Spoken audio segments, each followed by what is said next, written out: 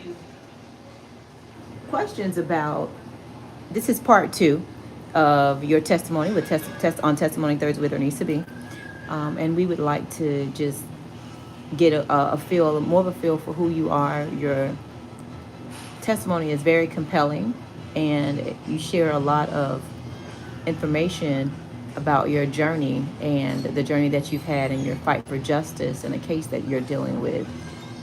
And so how long has this case been going on that you spoke about in the first part of this Testimony Thursday with Ernisa B? Oh, it's been 10 years, going on 11 years. I would say 12 years, really, because it started back in 2012. So you're talking about 12 years now, about, because this is what, 12, this is 2024. So it's been going on a long time, and it's still going on. Now, this took place in what city? St. Petersburg, Florida. Okay.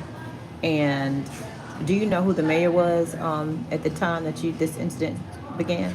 The mayor at the time was Bill Foster when this struggle for justice began. Okay. And did you ever contact his office regarding what you were dealing with? Yes, many times we try to contact him through emails, but to no avail. Okay. And who was the deputy, the actual chief of police at that time? Chief of police was Chuck Harmon. Did you contact him about some of the things that you were dealing with? I know you said you were dealing with some things with the city of St. Petersburg Police Department in your last testimony. So did you contact them and try to get some... Yeah, we tried in so many ways. Redress? We tried in so many ways. Me and Leonard E. Thompson, because the police came to my door many times, tried to get information as to what's going on, but nothing happened. His officers would keep coming to our door, harassing us and things. You know, it just made no sense. Also, when we was in the park, me and my wife sat in the park. They would ride by and just ride by. They would never really say anything that I consider as pertinent to the case as to what was going through at that particular time. Okay, so you've been married for quite some time now. How long did you say? 24 years. This past June 24. Okay. Excuse me. No, 35 years. 35 years. Okay, I was going to say, 35 years. 35 years. And so you and your wife at one point lived in an RV, or you guys RV'd around? Yeah, I had an RV at the time that this situation occurred. It was an RV that my wife and I stayed in because we had became homeless previous before we got the RV. You had a situation where you were displaced. Yes, exactly. Okay. And my RV was taken by St. Petersburg Police. 2 police officers came to our RV in the evening time at different days, and just taunting us. I guess they tried to find out what was going on, what we was doing, because everyone, St. Pete was wondering about what we was doing, because they're always traveling around with us, just looking, surveilling. Is it illegal to own an RV? It was very legal. And matter of fact, the day they took my RV, my wife, she was in the RV, and she normally go to the library. And when she went to the library that evening, they took it away. And it was a young man that went and told my wife while she was in the library that they had taken my RV. And she went out, and we were very upset about that. And matter of fact, I was doing protesting on that same day, which was February 9th. I think it was 2015, I believe. I'm not sure what year. I think it's 2015. They took my RV while I was doing protests, and she was in the library. She came out, and it was gone. And for 3 days, she was out in the cold for 3 days, and and I was in jail because they arrested me that same very day. For what? They said I was disturbing the peace. So, was your RV illegally parked Yeah, when you were at the it was library? it was legally parked. Matter of fact, the RV was in the Mirror Lake parking lot, right around Mirror Lake down here in St. Petersburg, Florida. Uh, it was illegally parked, and the people that gives out tickets, you know, you can't park but so I think about an hour, 2 hours, and we constantly move our RV so that we won't be in violation with the city code. Uh, so, um, so the RV was taken. She was out in the cold. I was in jail, and so that's what happened. And I got out. She was in what you call that place. Uh, it's a shelter by the courthouse on 49th Street Courthouse. There's a shelter over there. I forgot the name of the shelter. Safe harbor. Safe Harbor, correctly. She was in the shelter while I was in jail. So let me ask you a question because you're a pastor, so I know that you have the ability to see a little deeper than the average person does with certain situations. Do you believe that it is possible that some of the people that perform this type of, 'cause it sounds like witchcraft, to actually take something that, to, go try to harm someone that's not bothering anybody? I think it's possible that they didn't want you to get justice, and so if they wear you out, then you're not able to actually file the paperwork you need to file. Your head's not on straight, you're tired, so you're not able to get the right legal representation. When you do speak to someone about your story, you're skipping over things because you're tired, and so they basically did like guerrilla warfare on you, to suppress your story and to bury your story and to bury your case. That's what it sounds like to me, but I could be wrong. Oh, you're right. Do you believe that people these people read the Bible and they look at stories like Job and things of that nature, and they fashion them on people, and then if the person is a believer, they'll think that it's God doing this to them, but it's not. It's evil people that are giving them a story, giving them a storyline that they've already read. So they're giving them the story of Job, where he lost everything because they're taking everything from you, and they want your faith to kick in and believe that it's God doing this to you, so that you will never actually seek justice. But you decided to seek justice. So the question I'm asking you is, what made you seek justice regardless to the things that were happening, and based on your faith? Because most people, because of faith and their faith in God and their knowledge of the scriptures, they think that it's God doing something so that he can get something out of them, or get them to a certain place. What clicked in your mind and let you know that this may not be God doing this to you? As a believer, because as a believer, sometimes we believe that it's God. So as a believer, what made you understand that this series of incidences that were taking place, that were causing misfortune in your life, what do you believe made you understand that it was injustice and that it was not God? It had to be evil because all my life I have been in the church, played by the rules. It had to be evil. I have not done anything worthy of what they done to me. It had to be evil.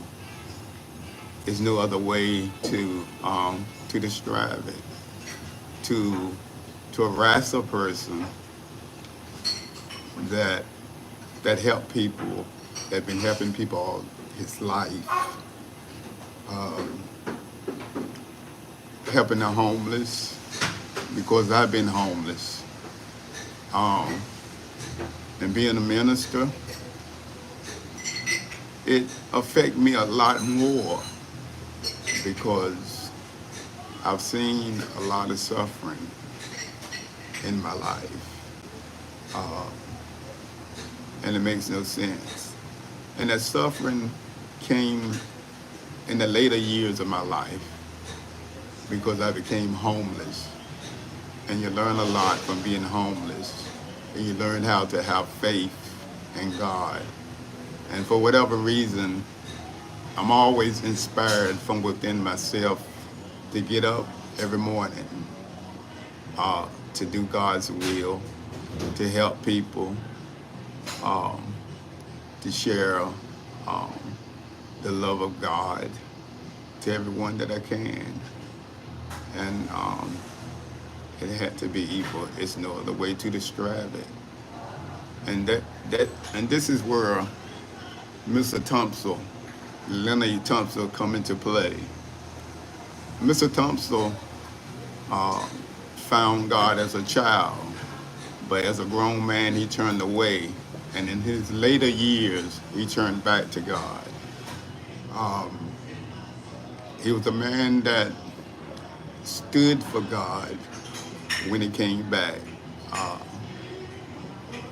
to realizing God in his life. He stuck with me. He was a man of faith. Um, there's so many directions I can take this.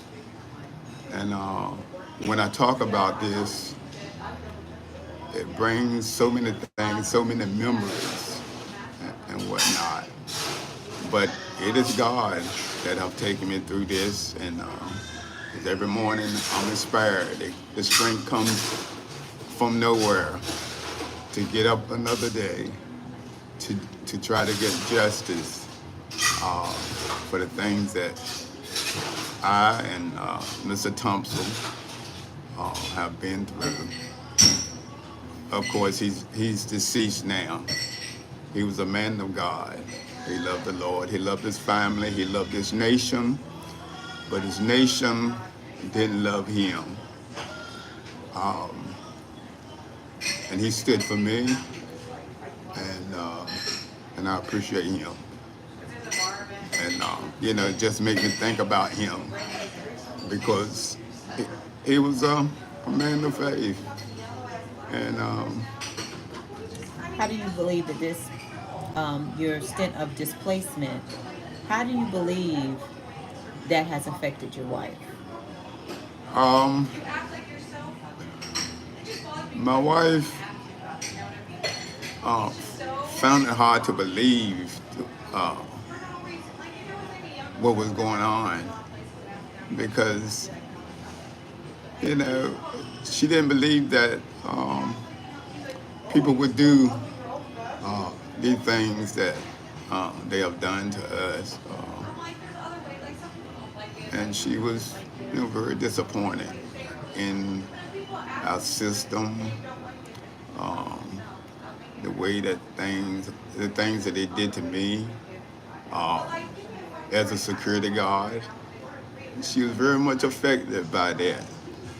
Um, Her husband uh, being employed as a security guard, and for 3 years he worked for a company that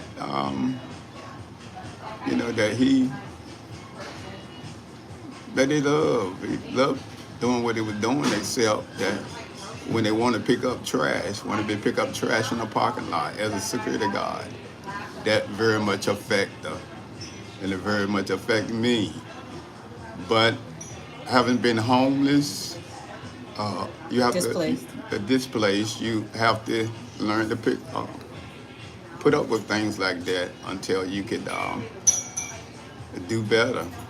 So I had to continue to work um, and do what I was doing because we didn't want to experience uh, homeless again, because it's not something that you want to go through with.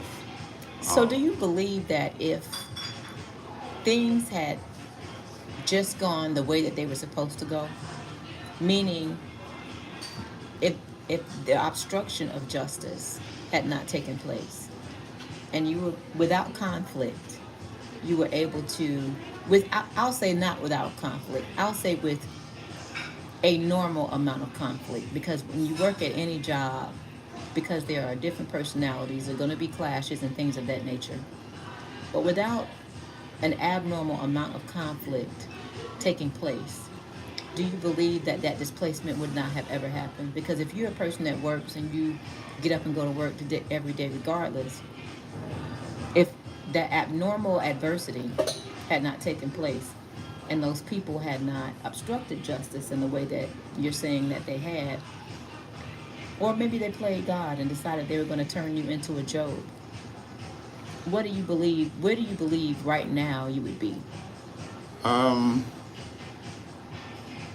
well, you What were know, your actual aspirations? Like, what was your well, plans? right now, if that hadn't occurred, is that what you're saying? If Yes, that, sir. um, I would be doing evangelizing, my ministry. I was forced into what you call so-called politics. I'm not uh, political.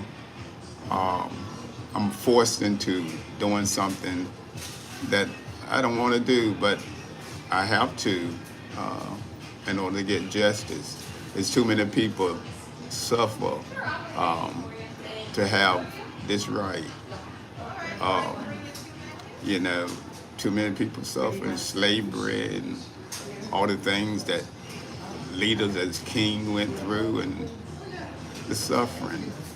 And I could not turn my back on that.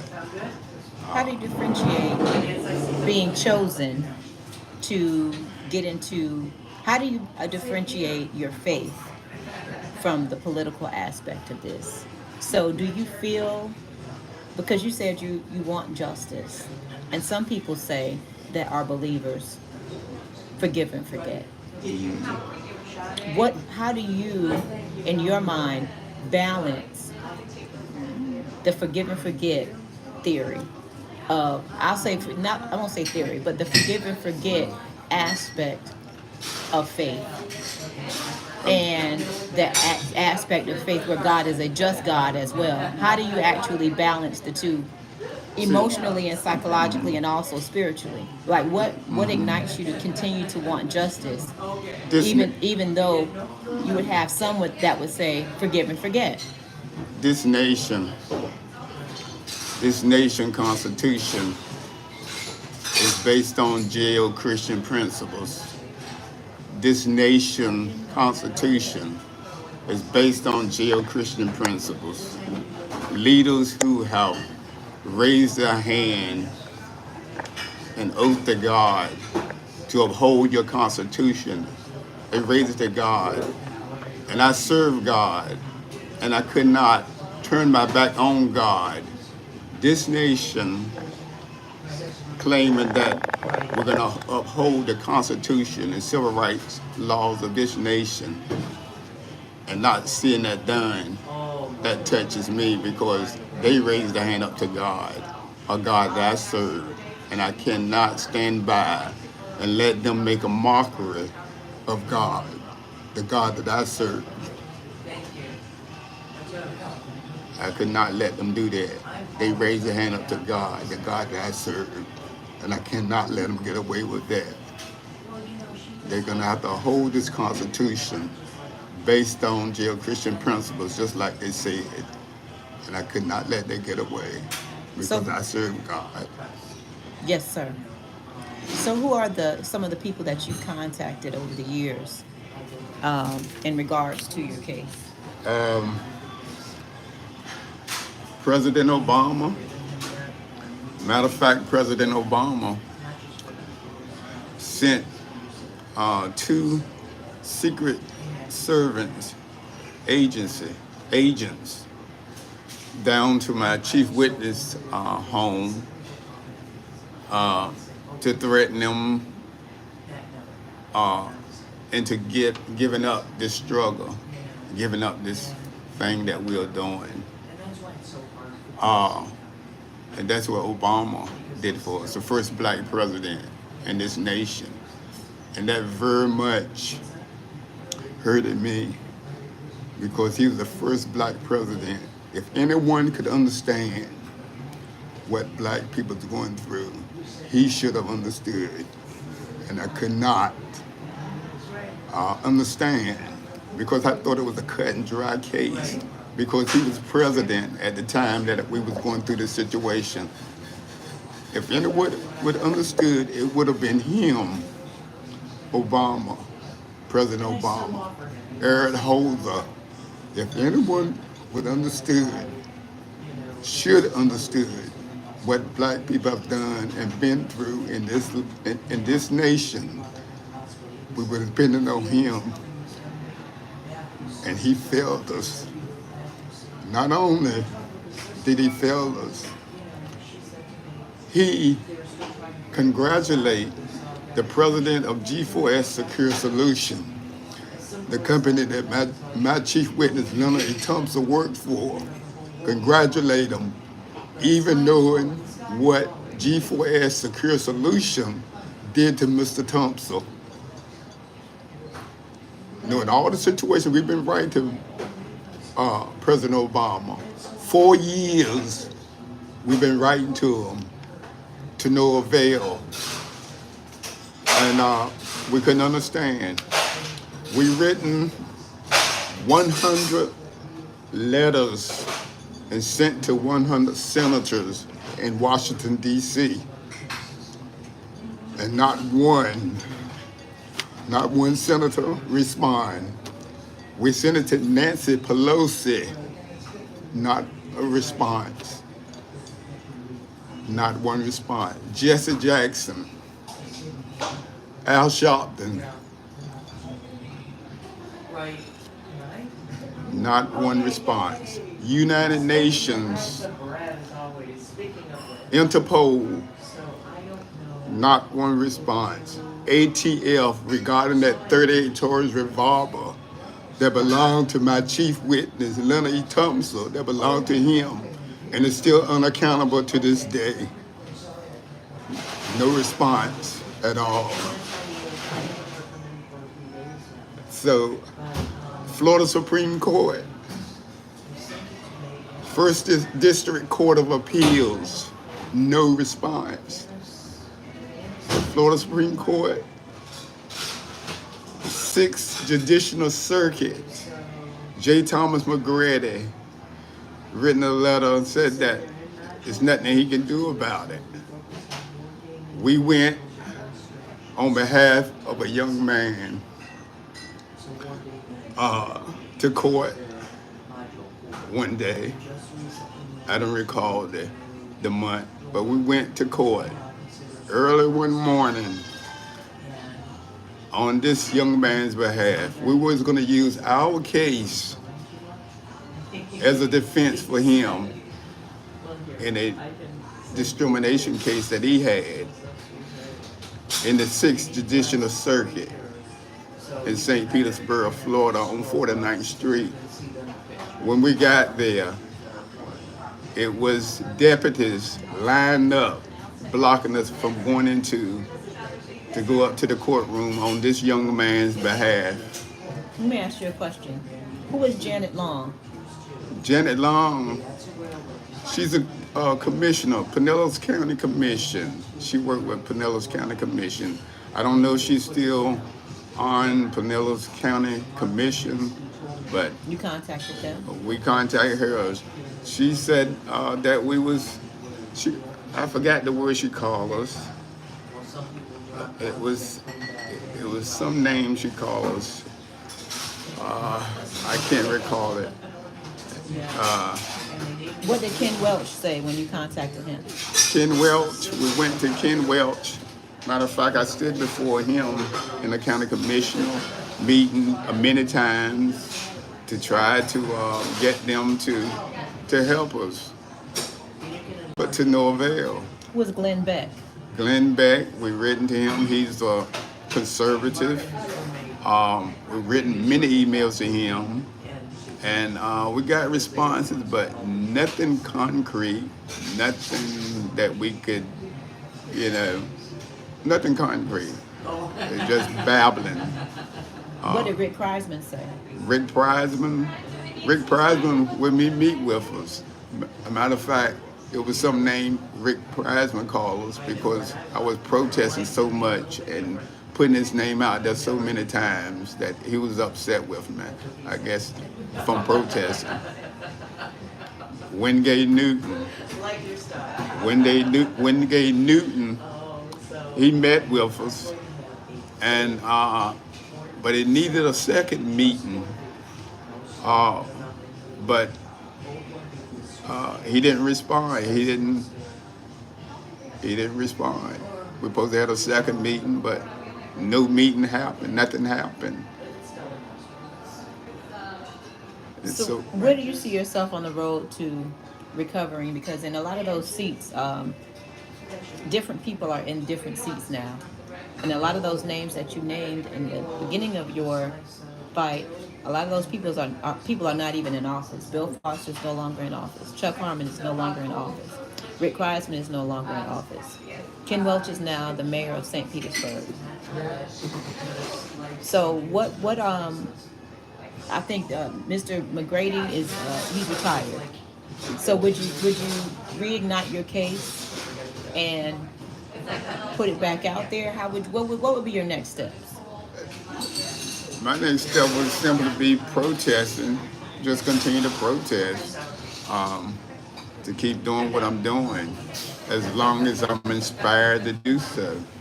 When God stopped inspiring me to do so, I'll stop. In your pursuit to justice, will you refile the case? Will you try to find an attorney to file it for you?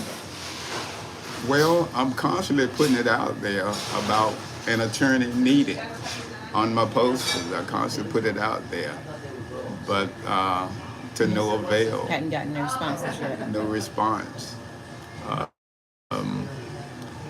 There's some attorneys that give me their card, but no response. As far as ministry goes, are you inspired to possibly start another work in St. Petersburg, or what are you doing regarding ministry? If that door open, I'll go through it. I'll wait and see. Right now, the door is not open to do that. My ministry, when I'm not doing what I'm doing, is working with the homeless, giving advice, prayer, because most of the homeless people know who I am. Unhoused and displaced. Yes. Excuse me? Unhoused and displaced people. Yes, houses, displaced people, correct. And they depend on me. They depend on me whenever they see me. They want to talk to me, want advice and things. So pretty much, my hands are filled when I'm not protesting. Did you protest the Tropicana Field deal? The recent deal with the gas, regarding the gas plant, historic gas plant district? No, I haven't, because my plate is filled. Correct. And I don't want to You have your out. own, correct. Yeah, it's so filled. You have your own agenda, and you have your own justice that you're trying to prevail in, so that you can be free to move about and do certain things that you need to do. Now, a lot of people want me to do various things, and I've had many offers from different people to get involved in certain things, but It's going to take you off your track, right? definitely. Yes, sir. So, if there's any advice that you can give anyone that has suffered an injustice that they feel is very heavy to bear, what advice would you give them? Have faith. Don't do anything on your own. Whatever you say, let God guide you, because He will. And like the Bible said, the kingdom of heaven is within you. And and God actually guides people. He actually guides you. He talks to you, not in words, but in wordless words that bear witness with God's word in the Bible. That's why the word of God is so powerful, because the wordless word bear witness with the word. Um, just to have faith and to do what you know is right, make what you know is right more important than anything in your life. And the God that give you to know what is right will give you to realize all the answers that came about by not doing that, the things that are. So What if do you, you believe was the real reason you, as a security guard, what do you believe? I know you know it was devil inspired for them to ask you to pick up trash. What do you believe the actual goal was uh, by your adversary? What do you believe your adversary was trying to get you to do in picking up that trash? What do you believe the outcome is or the goal was for them? I think exploitation to get something for nothing, um, to make a slave out of you, because they had a cleaning company that came out there in the very beginning, cleaning trash and whatnot. But they gradually um, put me in to picking up trash. I'm going to naturally pick up trash that I put down when I eat my lunch. I'm going to naturally clean up around myself. But when it comes to keeping a parking lot clean of trash, then that was beyond my job description. Uh, why would they do that? So they hired you for security. And if people that are watching, if you didn't hear part one, Mr. Rondale McDowell was hired as a security officer. And the discrimination came into play because they broadened his job description without his knowledge and made it, they implemented a situation where they were going to intimidate him into picking up trash. So on part one, you need to go back and watch part one so you can hear exactly what happened. And if you can go over that briefly with our audience Yes. so they can connect the dots. Okay. Again, I was hired as a security guard, but for some reason they wanted me to pick up trash. My job as a security guard is to observe and report, not pick up trash. But they said that if I complain and don't go along, they will fire me from my job as a security guard, of which they hired me to do. And they said, I said, I want some extra pay. They said, no, it's without pay. And if you complain about it, we're going to, you know, they suggest many times that they're going to fire me. But I complained to EEOC about it, and the EEOC supposedly had mediation set up, and all of a sudden, the supervisor at EEOC said that there's nothing we can do. They ordered me to pick up trash. So it was not only a breach of duty, it was intimidation, slavery, and retaliation. Because when I complained to EEOC, that is when they decided to terminate me. Because August 10th, 2012, is the day that they removed me from my site, claiming that the contract had ended. But the very next week, they had someone else doing that job as a security guard. The very next week, they had someone else. So, but in a complaint, see, I complained, well, matter of fact, I went to get my unemployment, to file for my unemployment. ABM didn't want to give it to me, so I had to appeal. And when I appealed, ABM officials were not there, and I got my unemployment. So Do you believe, and has this come into into your thought as you go over why this could have possibly happened or what was their actual intended goal? Do you believe that lawlessness could have been in play, meaning ushering you into the understanding? So because we're taught rules and laws, law and order is how things are established, and regulations are how things are regulated and also how they maintain balance. But do you believe that it's possible that there are people that operate in lawlessness, and sometimes they make a demonstration to certain people that there is a world that exists that has no laws that people don't know about, and maybe they want to introduce you to that world without bounds, that is a very good way of looking at it. Um, they want you to psychologically they want you to understand, maybe the message is that they can do what they want to do, and what's written is written, but it's up to them whether they want to do it. It's up to them whether they want to do right.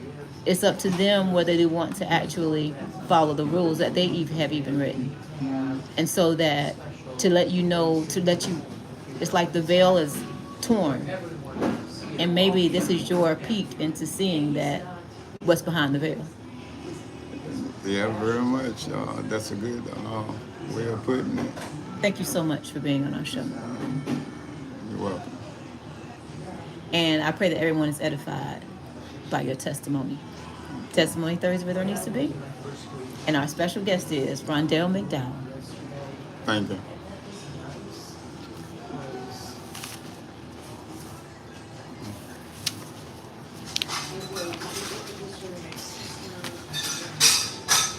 You know, it's when you talk about it, so much more emotion